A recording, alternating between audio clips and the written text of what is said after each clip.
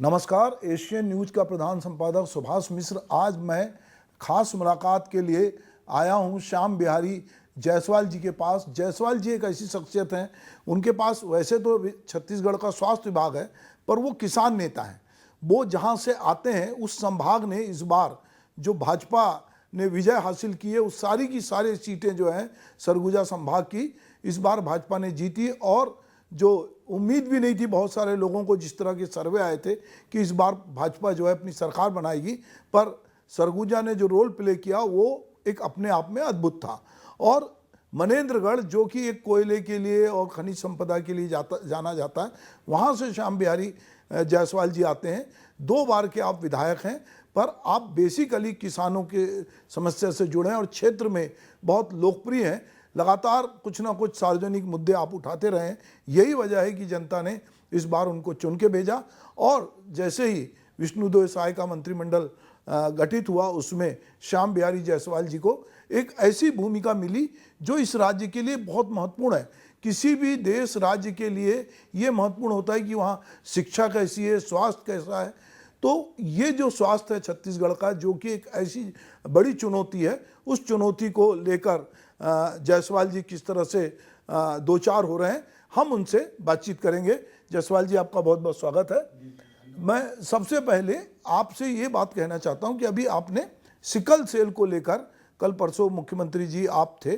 Sickle cell जिस तरह का एक अनुवांशिक बीमारी है और जिसमें एक कैरियर दूसरे कैरियर से जब विवाह करता है तो उसका जो बच्चा होता है वो सिकलिंग में होता है। हम लगातार पहले राज्य बनने के पहले से सिकल सेल को लेकर छत्तीसगढ़ में बहुत सारी बातें हुई, पर जिस तरह का काम होना चाहिए था, अभी आज मैं आपको जानकारी देना चाहूँगा कि झारखंड ने 1000 रुपये की घोषणा की है कि जो सिकलिंग से बीमार हैं उनको 1000 रुपये की प्रति माह सहायता मिलेगी। एक मध्य प्रदेश के मुख्यमंत्री ने भी सिकल सेल को लेकर बड़ी बात कही है, क्योंकि छत्तीसगढ़ में खास करके हमारा आदिवासी समाज, साहू समाज और कुछ और समाज के लोग इससे प्रभावित हैं। तो सिकल को लेकर, सिकल सेल को लेकर आपके दिमाग में किस तरह की योजना है? देखिए, सिकल सेल जो है ये बीमारी हमारे छत्तीसगढ़ में विशेष रूप से जो सरगुजा और बस्तर क्षेत्र के जो हमारे वनांचल और ट्राइबल क्षेत्र हैं, उसके साथ जो मैदानी इलाके में जो पिछड़े वर्ग के, खासकर जैसा कि आपने कहा कि साहू और पनिका समाज, ऐसे ओबीसी वर्ग के कुछ समाजों में कुछ ज़्यादा है।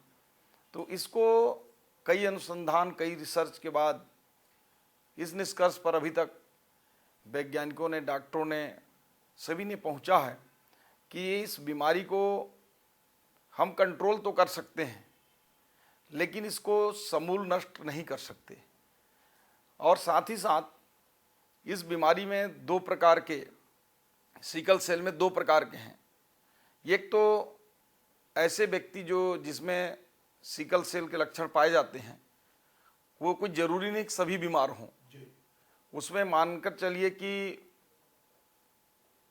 80% लोग ऐसे होते हैं जिनको बीमारी नहीं होती है, वो कैरियर का काम करते हैं। और दूसरा वो है जो बीमार हैं, जिनको शरीर में किसी प्रकार की कमी के कारण जो है वो उभर जाता है और सिकल सेल ज़्यादा एक्टिव होने की वजह से पूरे खून को हंसियानुमा बनाते जाता है। तो जो ब्लड सर्कुलेशन है वो नसों में फंसता है और जिससे कि पूरा शरीर में दर्द होना, पेट फूलना, जी मितलाना, मतलब वो तमाम ऐसी प्रकार की समस्याएं आने लगते हैं। तो इसको हम लोगों ने कल माननीय मुख्यमंत्री जी के नेतृत्व में विश्व सिकल सेल दिवस के अवसर पर हम लोगों ने हमारे माननीय ट्राइबल मंत्री आदरणीय रामविचार नेताम जी के साथ लोगों तक जन जागरूकता पहुंचाने के लिए ज़्यादा फोकस दिए हैं। क्योंकि इसमें एक कैरियर दूसरे कैरियर से विवाह करता है, तो आने वाला पीढ़ी 100% वो कैरियर होंगे या फिर बीमारी से ग्रसित होंगे। तो उसके लिए हम 100% चिन्हांकन करके ब्लड टेस्ट हमारी मितानिन बहनें करेंगी, हमारे नर्सेस करेंगे, हमारे हॉस्पिटलों में है। हम लोग जो मेडिकल मोबाइल यूनिट हमारी बाज़ारों में जाती है, बस्तियों में जाती है, उसमें करेंगे। हमारा सारे सब सेंटर से लेके मेडिकल कॉलेज तक इसको अनिवार्य रूप से हम करने जा रहे हैं। इसके साथ ही साथ हम उनको एक कार्ड प्रोवाइड करा रहे हैं जिसमें जो सिकल सेल से प्रभावित होंगे उनमें येलो कार्ड रहेगा, और जो पुरुष और महिला मतलब जो शादी से पहले खासकर उन दोनों को उपलब्ध कराएंगे। तो शादी से पहले इतना अवेयरनेस लाएंगे कि जैसे जन्म कुंडली पहले देखते थे, जी रक्त कुंडली मिलाना वो पड़ेगा रक्त जन्म कुंडली की बजाय। हाँ, जन्म कुंडली की जगह में अब रक्त कुंडली मिलाएं, ताकि आगे आने वाला पीढ़ियां जो है सिकल सेल से मुक्त हो सकें। और उसके लिए हम लोगों ने कल आपने देखा होगा कि जो बस्तर के ट्राइबल क्षेत्र है उसमें प्रमुख रूप से 2 बोली बोला जाता है, एक गोंडी और दूसरा हल्बी। तो हमने गोंडी और हल्बी में दोनों में जन जागरूकता वाला किताब का विमोचन कल किया है। तो मुझे ऐसा लगता है कि हमारे सुदूर बस्तर क्षेत्रों में भी लोगों को टेस्ट कराने की ज़्यादा हम लोग प्रेरित कर पाएंगे, और टेस्ट के बाद वो रक्त कुंडली का मिलान करके विवाह कर सकें, ऐसी जागरूकता करने वाले हैं। अभी आपने मितानिन का जिक्र किया। दरअसल आपकी पूरी स्वास्थ्य सेवाओं में आपने एक बात कही थी, मैंने आपका जब आप बने थे मंत्री तो आपका इंटरव्यू पढ़ रहा था, तो आपने कहा था कि हमारी प्राथमिकता गांव-गांव तक हेल्थ सेवाएं सुविधाएं पहुंचाना है, जिसमें मितानिन एक बड़ा रोल प्ले करती है। क्योंकि ग्राउंड जीरो पे यदि हम देखते हैं किसी भी गांव में अगर कोटवार है तो मितानिन भी मिल जाते हैं, स्वास्थ्य कार्यकर्ता मिल जाते हैं, बहुउद्देशीय कार्यकर्ता मिलते हैं। जो स्वास्थ्य का इंफ्रास्ट्रक्चर है, तो एक तो मितानिन के लेकर कई बार मानदेय को लेकर भी बात होती है, कई बार जो लोग सेवा में स्वास्थ्य सेवाओं में जो छोटे कर्मचारी हैं उनको लेकर भी बात होती है, संविदा को लेकर भी बात होती है। तो स्वास्थ्य का स्ट्रक्चर मजबूत हो, इसके लिए आप क्या कर रहे हैं? देखिए, हम लोग हेल्थ सेक्टर में केवल बीमारियों का इलाज नहीं करते, हमारा काम है लोगों को वेलनेस भी उनका देना, उनको खुश रखना, उनको बीमारी से पहले उनको बचाना। तो एक तो बीमार होने के बाद हमको इलाज करना ही है, चाहे हम प्राथमिक स्वास्थ्य केंद्र में करें, चाहे जिला में करें, चाहे मेडिकल कॉलेज में करें। लेकिन दूसरा हमारा काम ये भी है कि लोग बीमार ही ना हो, उससे पहले उसकी रोकथाम करें। तो उसके लिए हमारे पास बहुत ही कारगर हमारी मितानिन बहनें हैं जो फील्ड में हैं, और मुझे बेहद खुशी है कि हमारे प्रदेश में 70,000 मितानिनें हैं और बेहद अच्छा काम कर रही हैं। तो जब काम करने वाला है कोई भी व्यक्ति, तो उसकी पीठ अगर थपथपा दें, उसको प्रोत्साहित करें, तो उसकी ऊर्जा 2 गुना हो जाता है। तो हमारी जो मितानिन बहनें हैं, इनको पेमेंट के लिए हड़ताल करना पड़ता था पिछले समय में, इनको सरकार के पास जो है मांगना पड़ता था हर 2 महीना 3 महीना में। अभी भी इनके पेमेंट 2-3 महीने के रुके हुए हैं, लेकिन इसलिए रुके हैं कि इसको हम ऑनलाइन मोड में ला रहे हैं, क्योंकि जो पैदल के रास्ते में उन तक पहुंचता उसको हम सीधे हवाई से करने वाले हैं। एक बटन दबाएंगे, हर महीने के 10 तारीख से पहले उनका पूरा अलग अलग जो है राज्य का अंश, केंद्र का अंश, इंसेंटिव राज्य का, और जो भी इनके मानदेय भत्ते जो भी हैं, सारे के सारे डिटेल सहित इनके खाते में चले जाएंगे। हम उसको जल्द ही 1 सप्ताह के अंदर करने वाले हैं। माननीय मुख्यमंत्री जी की भी इच्छा ही थी कि मितानिन बहुत अच्छा काम करते हैं, इसलिए उनको डायरेक्ट ऑनलाइन कर रहे हैं। और मितानिनों को प्रोत्साहित करने के लिए जो हमारा मैनिफेस्टो में है 27% उनको जो इंसेंटिव अलग से बढ़ाने का, उस पर भी हमारा काम चल रहा है। जल्द ही उनको हम वो भी देंगे, क्योंकि अभी चुनाव तो है नहीं कि जैसा जनरली होता है चुनाव में वादे कर लिए। तो हम लोगों ने माननीय नरेंद्र मोदी जी का जो गारंटी है, माननीय विष्णुदेव साय जी की जो गारंटी है, उसको एक एक गारंटी को पूरा करने वाले हैं। हम उस पर भी आगे बढ़े हुए हैं। आपकी जो 108 की सेवाएं हैं वो भी काफ़ी प्रभावी है, और उसमें जो लोग काम करते हैं उनकी कुछ समस्याएं हैं, वो लोग भी बीच बीच में आपसे मिलते हैं, और कहीं ना कहीं उनको लगता है कि हमारे मानदेय में वृद्धि हो, हमारी नौकरी पक्की हो। पर वो सेवाएं तो अच्छी हो रही हैं क्योंकि लोगों को ये सुविधाएं तो मिली हैं। देखिए, 108 और 102 इन दोनों पर पिछली सरकार ने उस पर एग्रीमेंट किया है, और निश्चित रूप से जो लोग 10 साल 8 साल से काम कर रहे थे उनको इन्होंने एकाएक हटा भी दिया, और उसमें रूल में तब्दील करके इन्होंने एक बड़ी संख्या में लोगों को वो 102 और 108 से पृथक कर दिया है। हमारे पास भी आज भी आए हैं बाहर में। तो इनके लिए चूंकि अब इनको हम अभी रखेंगे तो ये राज्य का अतिरिक्त भार होगा, हम उसको रूल से बाहर रख नहीं सकते। यदि हम उसकी टेंडर कैंसिल करेंगे तो ऑलरेडी वो सरकार के साथ, गवर्नमेंट के साथ एग्रीमेंट कर चुके हैं, तो उस पर जो है बीच का रास्ता क्या हो सकता है, किस प्रकार से इनको हम लाभ दे सकते हैं, क्योंकि इनके अनुभव हैं, इन्होंने कोविड काल में भी काम किया है, तो इसको किस रूप में हम लोग इनको ले सकते हैं, उस पर हम लोग का चर्चा चल रहा है। परंतु ये हमारा दोष नहीं है, पिछली सरकार का ही दोष है, पर उस पर सहानुभूति पूर्वक हम विचार कर रहे हैं। आपने पिछली सरकार का जिक्र किया तो एक बात कहना चाहूँगा कि पिछली सरकार में भी बहुत सारे मेडिकल कॉलेज खोले गए। कांकेर के मेडिकल कॉलेज में स्टाफ पर्याप्त नहीं था, तो मेडिकल बोर्ड ने उसको 5 करोड़ रुपए का फाइन लगाया। इसी तरह जो है रायपुर मेडिकल कॉलेज, जो छत्तीसगढ़ का सबसे बड़ा मेडिकल कॉलेज कहा जाता है, उसको भी फाइन हुआ। राज्य में जो मेडिकल कॉलेज हैं वहाँ पर टीचर्स की कमी है, तो ये टीचर्स की कमी के कारण जब कोई सरप्राइज चेक होता है तो उसको फाइन लगता है और उसकी गुणवत्ता भी प्रभावित होती है। तो ये जो मेडिकल कॉलेज में जो रिक्त पद हैं या जिस तरह के लोगों की जरूरत है, उसके लिए आप क्या सोच रहे हैं?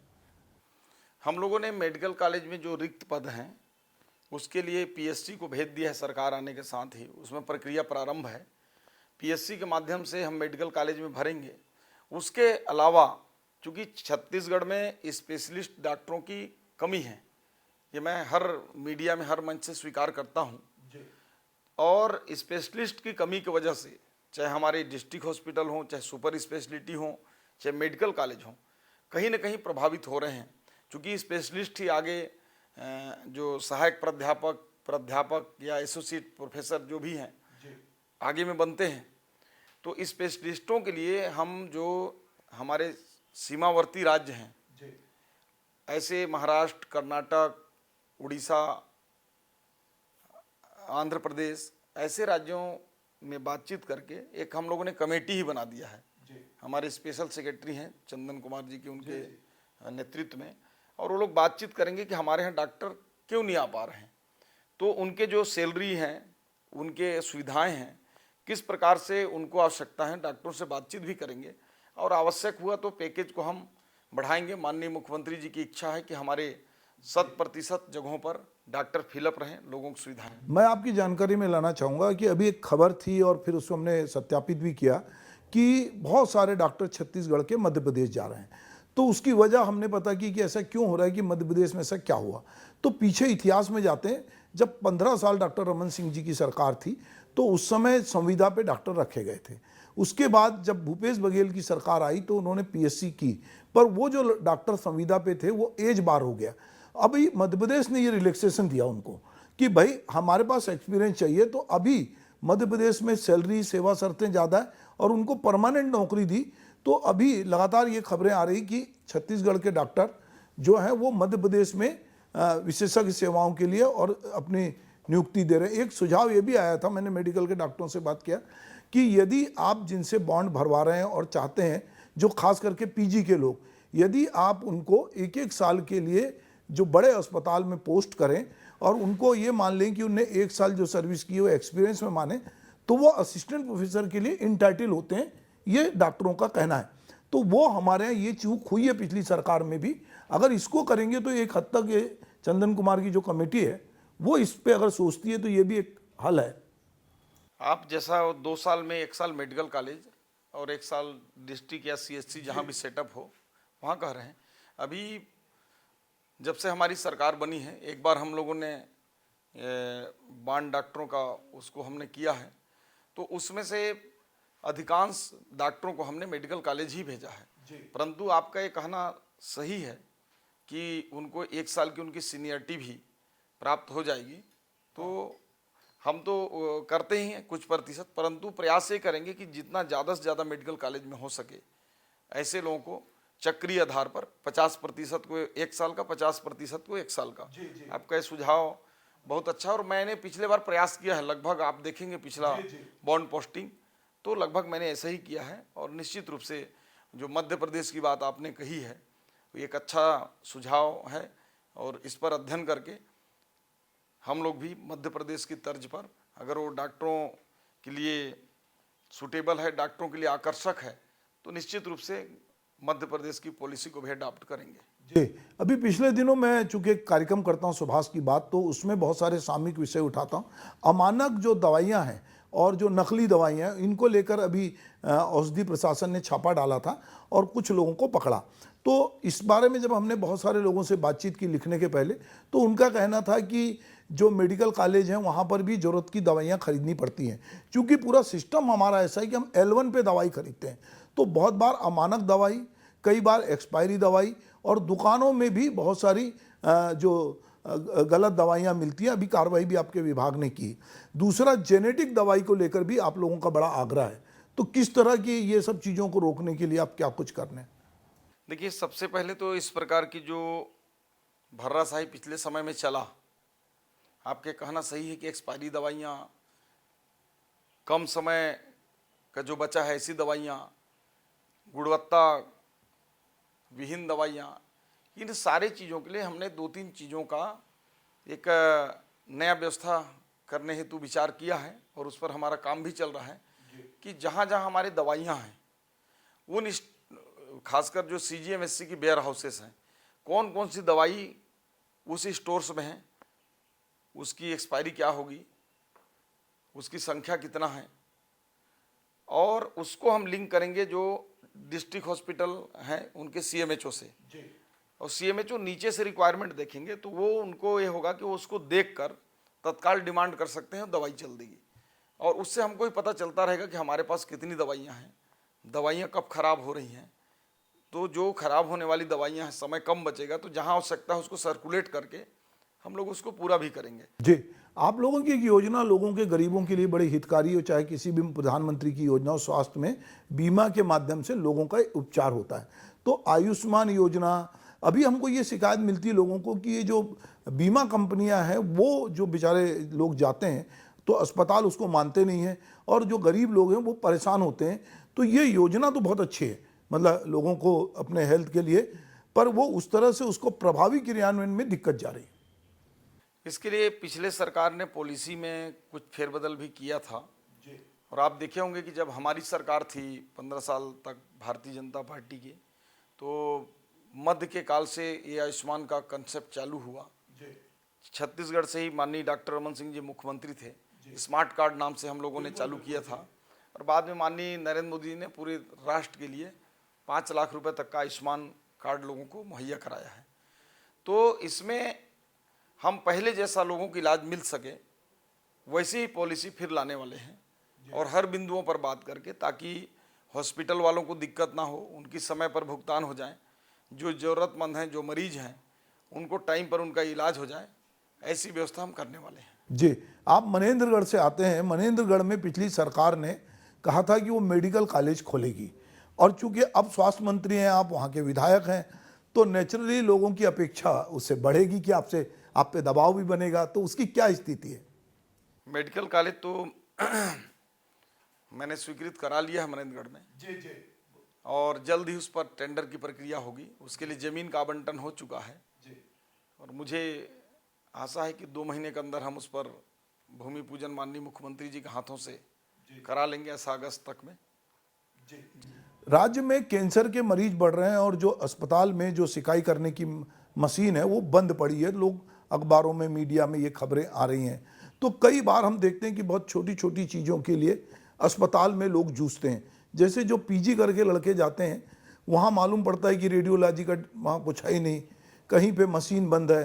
पिछली सरकार में एक बड़ा स्कैंडल सामने आया था कि 300 करोड़ की खरीदी हो गई थी, और वो बाद में जाकर वहाँ पर वो डंप हो गया, और वो काम ही नहीं आया। तो इस तरह कई बार हम देखते हैं कि मेडिकल के लिए दवाई खरीदने के लिए जो बोर्ड बना है उसमें भी कई बार इस तरह का ध्यान नहीं रखा जाता कि बेसिक सुविधाएं सुरक्षित करने की, ना फ्रिज है ना वहाँ पर कुछ है, और चीज़ें खरीद ली जाती हैं, और बाद में वो एक स्कैंडल की तरह आता है। हम बहुत पिछली बात करें तो कुछ डॉक्टर भी जेल गए, कुछ अफसर भी जेल गए।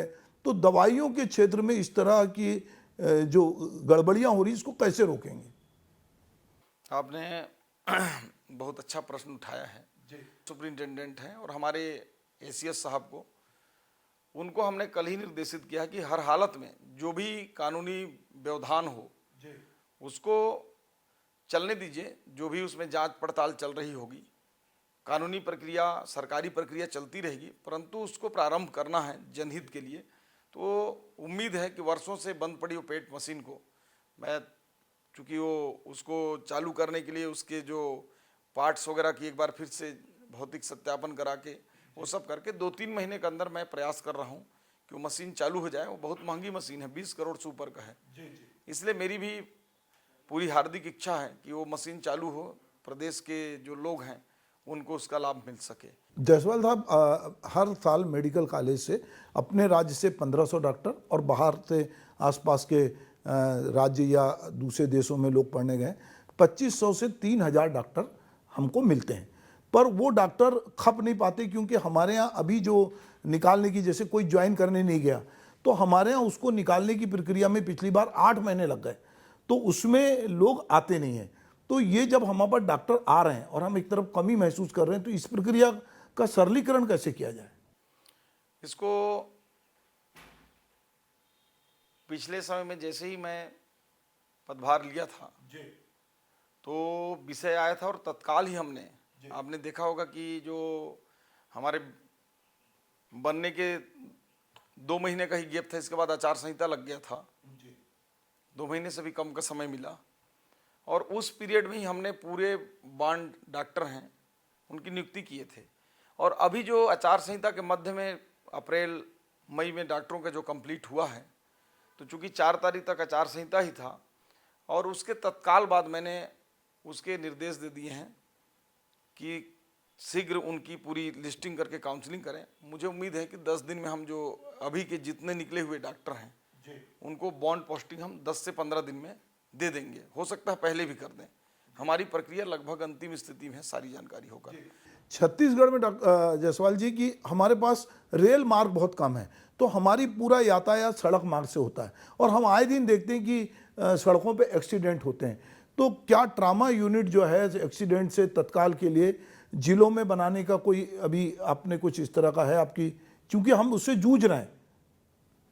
इसी उद्देश्य को लेकर हमारी पिछली सरकार भी, जो जगदलपुर क्षेत्र है उसमें एक सुपर स्पेशलिटी हमने प्रारंभ हो, हाँ 3 महीने के अंदर हम चालू कर देंगे।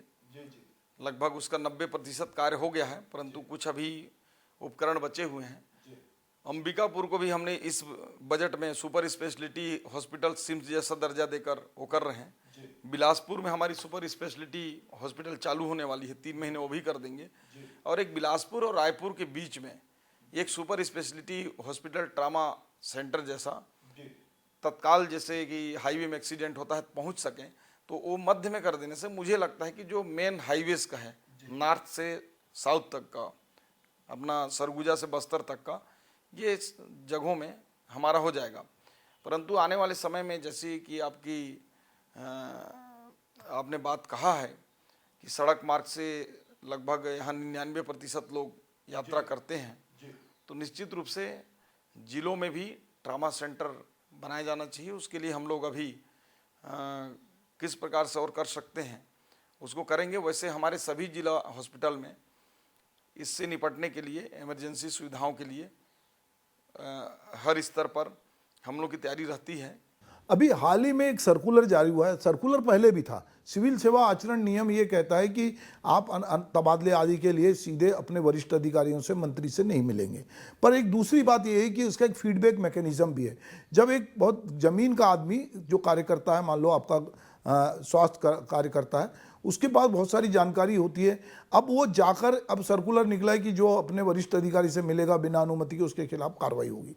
मुझे लगता है कि आप जनप्रतिनिधि हैं, आप लोग बहुत सारा, आपसे जितने लोग मिलते हैं, जितना फीडबैक आपको जनता से मिलता है, लोगों से मिलता है, वो आपके लिए बहुत काम आता है, क्योंकि आपके क्षेत्र में क्या हो रहा है, आपके विभाग में क्या हो रहा है। पर ये सर्कुलर निकालने की क्या जरूरत पड़ी कि अब आप कोई भी कर्मचारी जो है वो अपने विभागीय अधिकारी, वरिष्ठ अधिकारी से, मंत्री से नहीं मिलेगा, और मिलेगा तो उसके खिलाफ कार्रवाई होगी। इसको लेकर राज्य में एक अलग तरह की बातचीत चालू हुई है।